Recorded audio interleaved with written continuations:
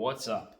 So recently I was able to pick up something really cool. At least it's really cool to me. And while we're waiting for the wood burner to heat up, let's have a little story time. Something that I think a lot of people who are into cars will relate to.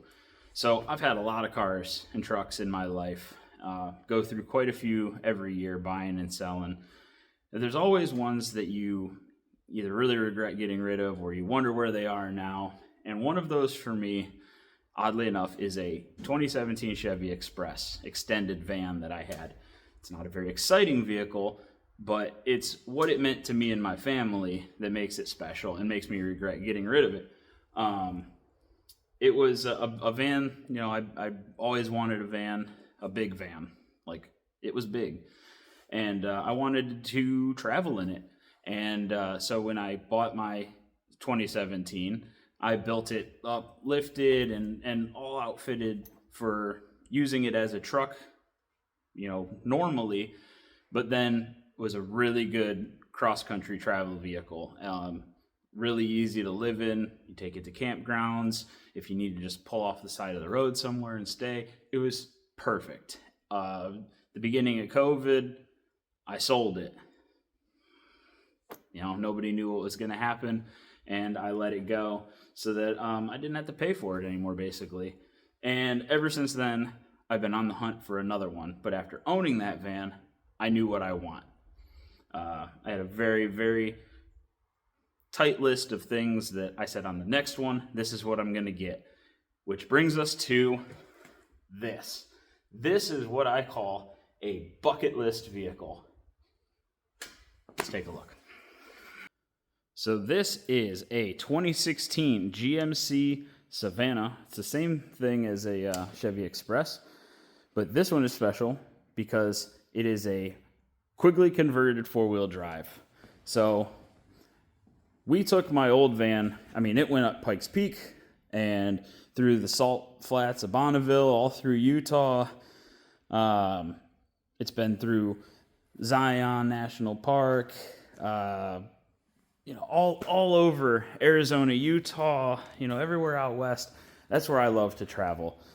And I said that the next one that I get has to be four-wheel drive because there were some spots where we were pretty limited on what we could do just because we didn't want to get stuck and have to make a call to, Matt's Off-Road Recovery or Rory or anybody like that. So now we have the assurance that we can get through snowy mountain passes, through, I'll say moderate desert. I'm obviously not going to push it, but we have the assurance that we'll be able to get through anything that I'm willing to put it through. So let's do a little walkthrough, and then we'll get to why this thing is extra special. So it's super clean, not a spot of rust anywhere. I have a full Carfax. This thing was meticulously maintained. It's a 6-liter engine, 6L90 transmission, and a 205 manual transfer case, which is probably one of the best drive lines you can get. The front suspension on these Quigley conversions is all like 2500 Chevy stuff. So you see the little axle in there. And it has the torsion bar front suspension out of like a 2500 Silverado, like an HD truck. Pretty basic up there. It's all pretty well van stuff except for the truck stuff that's up front. The back is what makes this thing way special. This was an off-road ambulance at one point in its life. It is completely decked out. Let's come to the back. A little bit of ice in there. So it has rear heat.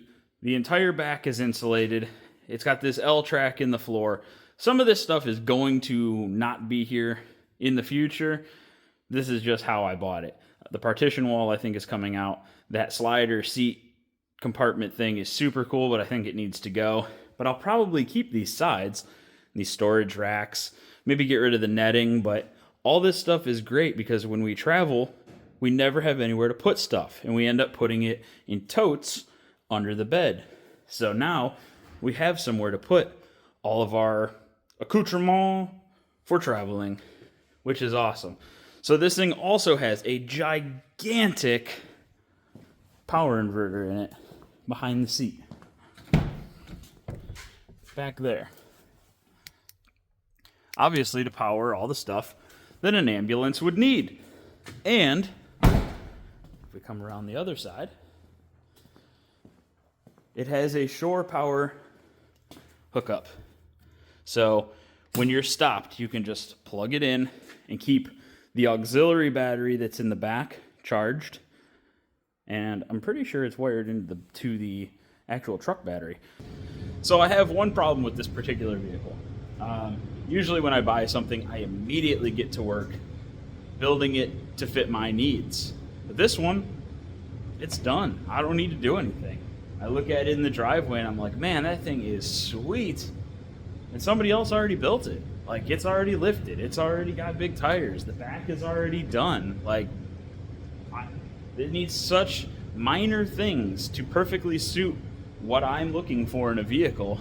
And I think that's why it is such a bucket list car for me. It's literally everything that I was looking for. Honestly, the only thing that I don't like about it is that it's black. But that's just because it gets dirty. A murdered out black vehicle is awesome. It's so time consuming to take care of. So, there are some cosmetic things that I do need to change and update. And I'm going to do that today because I don't really have anything else to do. I washed it today, but the roads are all salty in Ohio, so it's already dirty again. So let's take a look at the very small list of things that I need to do to this thing today. So I am going to get this thing eventually tinted, just for privacy reasons. The rear windows look dark, but you can see right through them. So I'm going to have somebody tint the windows and undercoat the whole thing, because that's a great thing to do in Ohio, because they just love dumping salt on the road. So today my short list is going to be installing some vent visors. That's not very hard. That's just a convenience thing, because I like to have my windows vented. And then the front here, the factory headlights are pretty pathetic on these. So I have some LED projectors that are going in there. And then I bought some marker lights, because I didn't really like the look of the yellow bar on the front. So I bought some black marker lights. So let's get the front torn apart and get all that swapped out.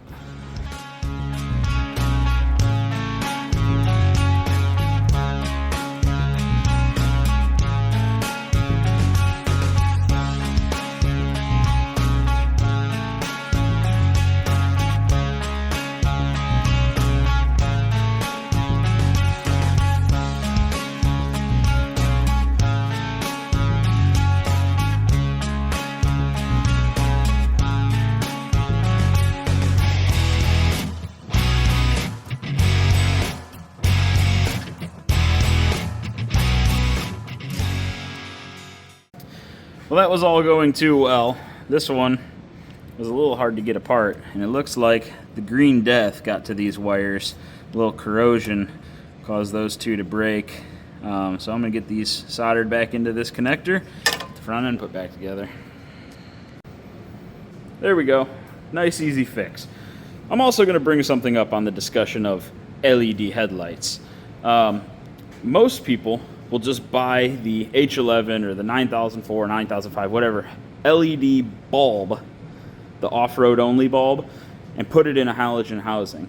A halogen housing on a factory, like a factory car's halogen housing, is meant to gather the light from the focused beam of a halogen bulb to give you a nice, a nice flat plane of light on the road. LEDs do not focus the light, they just scatter. So when you put LEDs in a halogen housing, it gets bright all over the place, and it's bright for oncoming drivers, but there is no focused beam. Notice these focused beam, and I'll show you why. These LEDs have parabolic lenses that take the scattered light from the LED and they focus it down to a flat plane of sight across, wherever you're projecting your light. That's what these little guys on the side are for. They're meant to shine light straight down to the side. This shoots a straight beam of light across, and then obviously your high beam shoots a slightly higher beam of light. If you're gonna put LEDs in your factory halogen car, you have to get, well, you don't have to, I recommend you get something that's a projector, because it's meant to focus the light beam. Quit putting off-road LED bulbs in halogen housings and blinding everybody, because the truth is, you can't see any better down the road if there is no focused beam. All you're doing is making the lights bright for oncoming drivers. There you go, rant over. Let's get the grill on. Man, that's pretty tough. I like that a lot. It's amazing what just getting rid of some color on the front of a vehicle will do. Now, I'm torn. I don't know if I want to get a black GMC emblem or not. I mean, other than the taillights, there's no color anywhere on this thing. Nice. Okay, next thing, vent visors. This is super easy. I'm sure a million of you have put these on, but this page is informational if nothing else. So let's throw them on here. That was a joke too.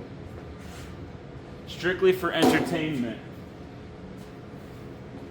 And hardly entertaining. So obviously you want to make sure you fit these up first.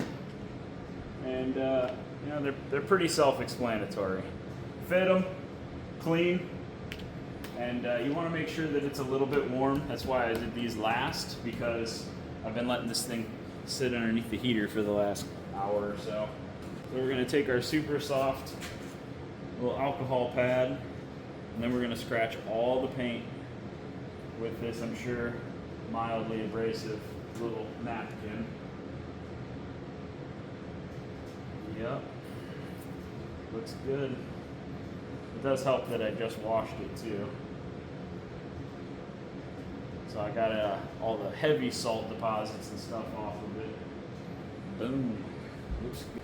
Go back, wipe it down with a lint-free rag, or the lintiest rags you've ever seen in your life.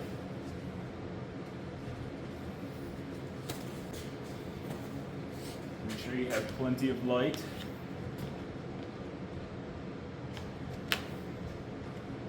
Yep, right there. Looks good. And then start and just pull yourself a little tag, just like that. That way you can get it fit back up where you want. Oh, this one's multiple pieces. That was gonna get us real good. Pull yourself a little tag off the back too, just so it's hanging out, just like that.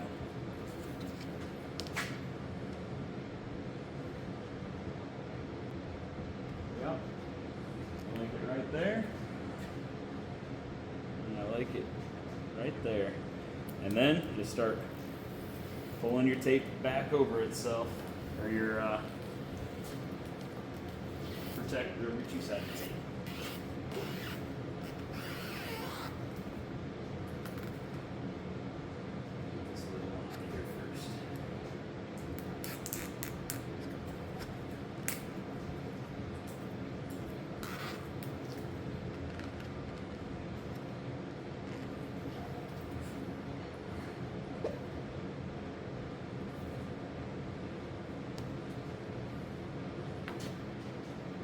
Nice. Then repeat the process.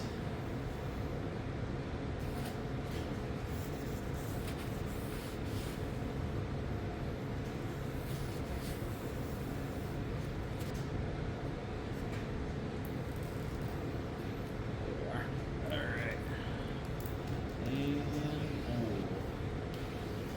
pull. And pull.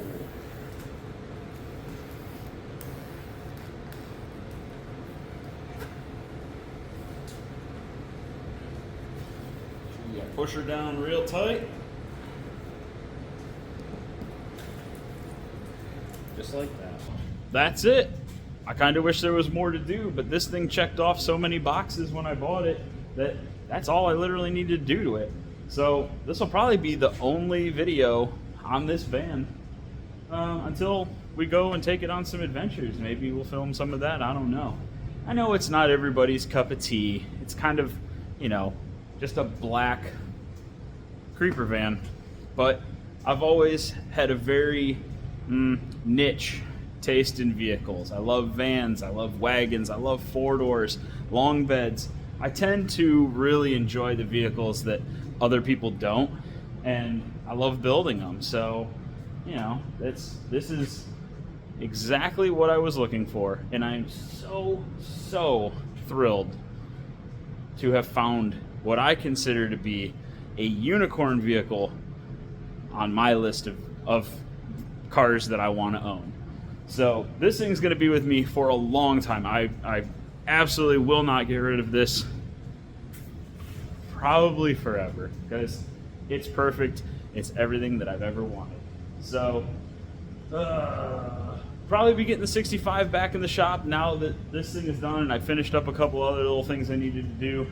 So we're going to get the 65 back in the shop so I can get that thing torn apart and get ready for paint and final assembly. So thanks for watching. See you next time.